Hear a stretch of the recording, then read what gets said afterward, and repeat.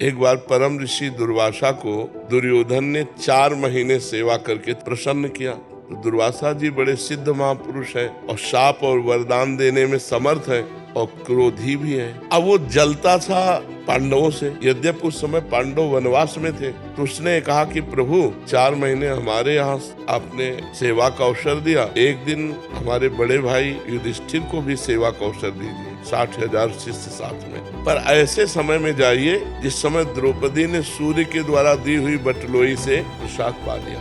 तो भगवान सूर्य ने एक बटलोई दी थी, उस बटलोई का प्रभाव था जब तक द्रौपदी जी पा नहीं लेगी तब तक चाहे करोड़ों अरबों लोग आ जाए उसी से सारा भंडारा हो जाएगा। उसने बड़ी गणित लगाई थी कि जब जाएंगे तो आखिरकार निमंत्रण देना ही पड़ेगा। इसी आए है कि आओ महाराज पाओ, वो खवा पाएंगे नहीं, ये साप दे देंगे, वो नष्ट हो जाएंगे। अब दुर्वासा जी तो पहुंच गए। युधिष्ठिर जी तो धर्मराज का स्वरूप है, उन्होंने प्रणाम किया सब ऋषियों को, आतिथ्य स्वीकार कीजिए। उनका हाँ मैं यमुना स्नान करके आता हूँ, तुम व्यवस्था करो। अब 60,000 ऋषियों की व्यवस्था। तो द्रौपदी से पूछा आपने पा लिया? उनका हाँ पा लिया। वो मूर्छित होकर गिर गए। द्रौपदी जी ने उनको चेतना लाई, बोले क्या हो गया? उनका 60,000 ऋषि और ऐसे ऋषि, दूसरा हो तो क्षमा भी कर दे, दुर्वासा जी तो क्षमा करने वाले नहीं। तो उनका एक सूर्य के द्वारा दी हुई बटलोई पर आपको इतना विश्वास था और पूरे विश्व को जो पवाता है श्री कृष्ण पर आपका विश्वास नहीं है। जे ही विनय की तो देखा हो भगवान पधार।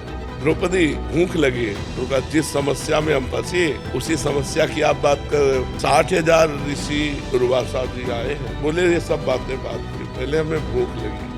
प्रभु भूख लगी है, बटलोई तो पाके रख दिया।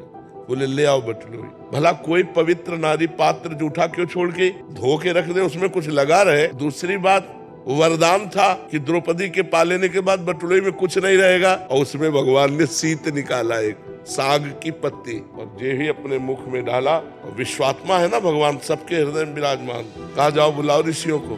बोले प्रभु कोई व्यवस्था नहीं। बोले जाओ तो तुम।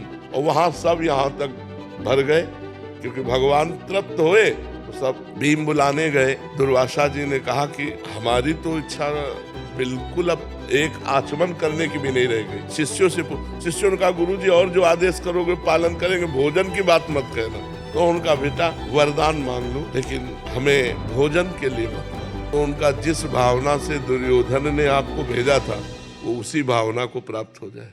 तो दुर्योधन ने विनाश की भावना से भेजा था, विनाश को प्राप्त हो गया। जो दुष्ट प्रकृति का होता है वो बड़ी से बड़ी साधना का फल भी दूसरों का नाश मांगता है, और दूसरों का नाश मांगने वाले का दूसरे का हो कि ना हो उसका पहले नाश हो जाता है।